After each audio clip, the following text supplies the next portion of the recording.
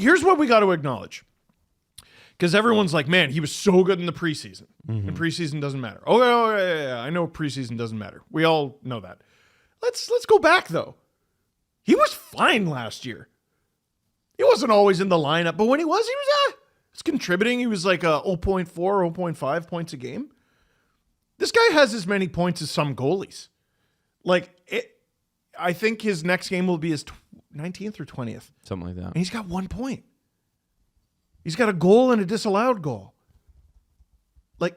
And the disallowed goal. You're still tied for assists. Anything. I think he has 0 assists. Yep. No, he has 1 point on the whole year. It's like, I wish I could be a time traveler. Okay, Nick Robertson, quarter way through the season, is tied with Chris Kreider in assists. Hey, wow, that's pretty good. No, wait, though. Devil's in the details. Steve. Yeah, so am I. He's tied with Chris Kreider and me. So Juraj Slafkovsky pulled ahead of Nick Robertson in the goals race the other night. With 2. He's got 2 now. So I guess what I'm trying to figure out, it's not, hey, what happened between the preseason and now? I mean, what happened is the game started counting and the players got better, and I understand all that. But, okay, can we get him power play opportunities? They're getting him on the power play. Okay. Can we get him playing with good players and playing in the top 6? Okay, well, they've had that sometimes. And then you have frank conversations, I think it was Kipper and Bourne, where Justin Bourne's like, "What? Just put Robertson. You have 6 forwards out, which it's now 7. If Robertson can't play in the top 6, we're done here. Put him on the second line." And Kipper's like, "What is he driving the net? Is he this? Is he that?" There are players I've watched over the years with the Marlies, and you watch them and you go, "Why isn't this guy in the NHL?" And then the puck goes down to their end, and you go, "Oh, okay, fine, I get it." TJ Brennan.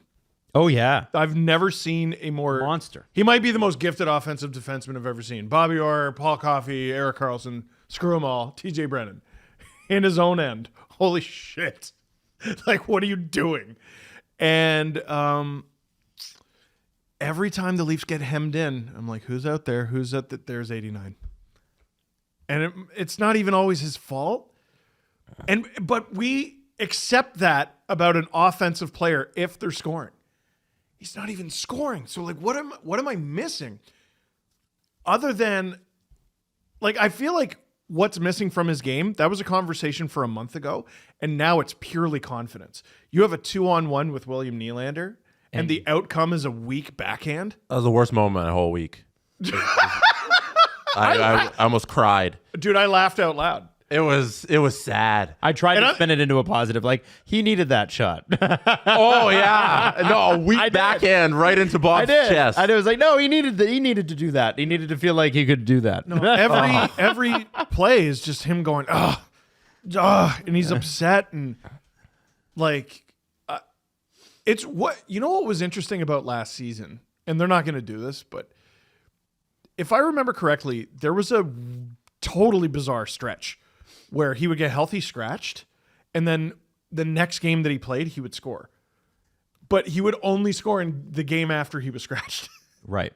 And if they had the literal warm bodies to put into the lineup, I think that would be really good for him. Yeah. To take a night off and then go back in.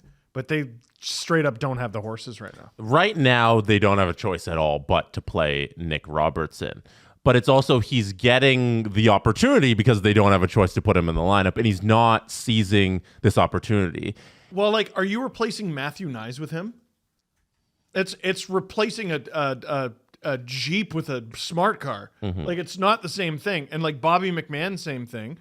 And I'm looking at Grabenkin, and now that McMahon's out, and I'm like, okay, well, I mean, if you can keep him in the lineup, that makes a lot more sense to fill that hole. What hole is Nick Robertson filling, I guess is my question. That's where we're getting to with the Nick Robertson conversation. I don't want to give up on somebody who's so young, who makes so little, who has potential. You're going to get a 5th round pick for a guy who could Do stuff. Right. But we're getting to the point where it's like, what do you do here? Because if Nick Robertson isn't scoring or generating anything offensively, which he isn't, he's not even like, I don't remember last time he was on for where he's like a plus, in terms of just being on for a goal. And like, what was the last game he finished as a plus in? Because I think it's been months.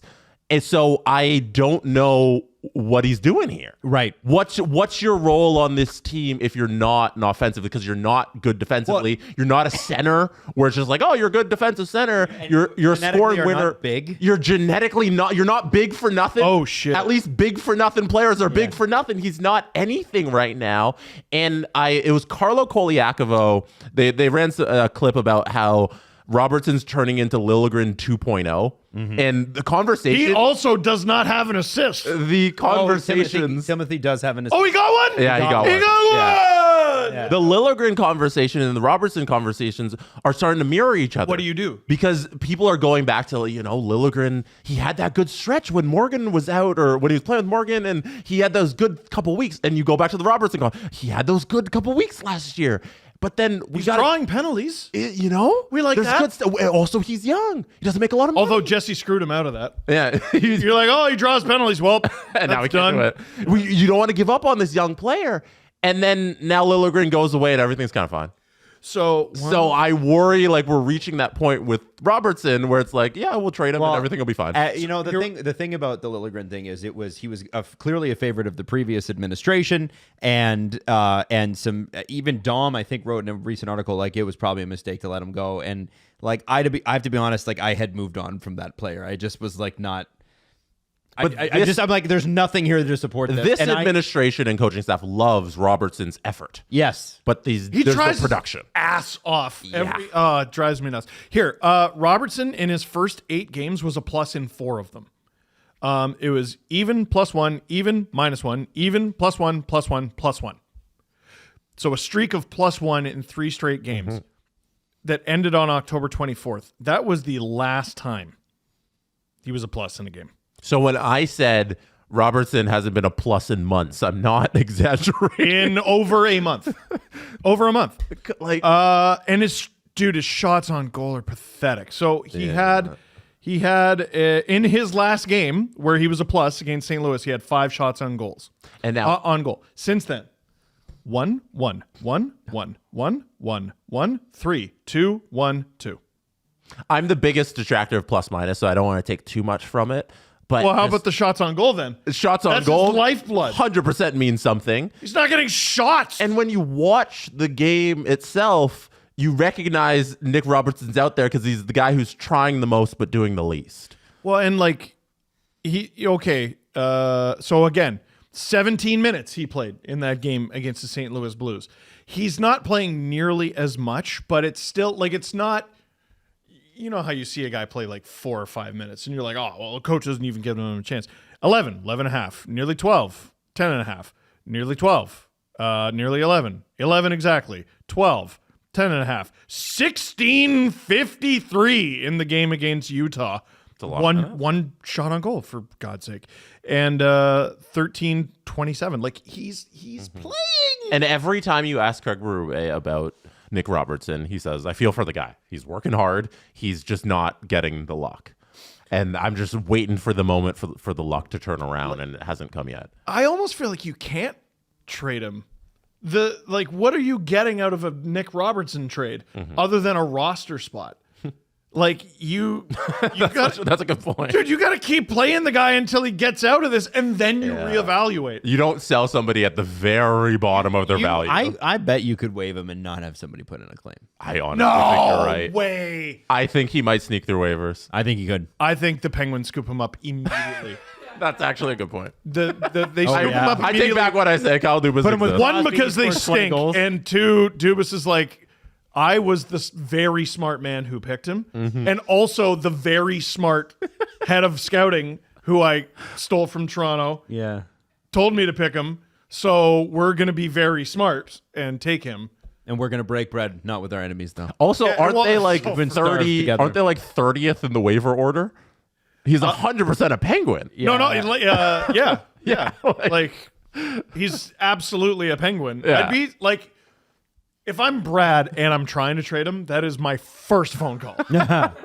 Like, are you kidding me? It's my first phone And call. Dubas would be like, no, I can get him for free on the waiver wire. No, I'm gonna wait like 2 weeks. They have to play this player, Yeah. or like, there's no winning. You're not. The odds of you getting someone like, really underrated Dubas, friggin' fleecing with the Leafs, although it didn't look like it. Like 2 months ago, he traded big burly forward prospect Curtis Douglas to Arizona for Connor Timmins. Good for Holy shit! Like, that's been awesome. That trade isn't happening for Nick Robertson, where you get a guy and it's the reverse of Mason Marchment, and I just don't think it's happening. You're not going to get a pick of any kind no of value. Greg McKegg for Zach Hyman's out there. Holy shit! That was a crazy trade, right? And even that, though, it's a guy forcing his way out of the place, whereas Timmins for Douglas is just Dubas friggin' around the fringes of a roster. Like, I don't know if he was like, yeah, you know what? This guy's going to be great for us, and it's going to be after I'm gone. Like, I don't know.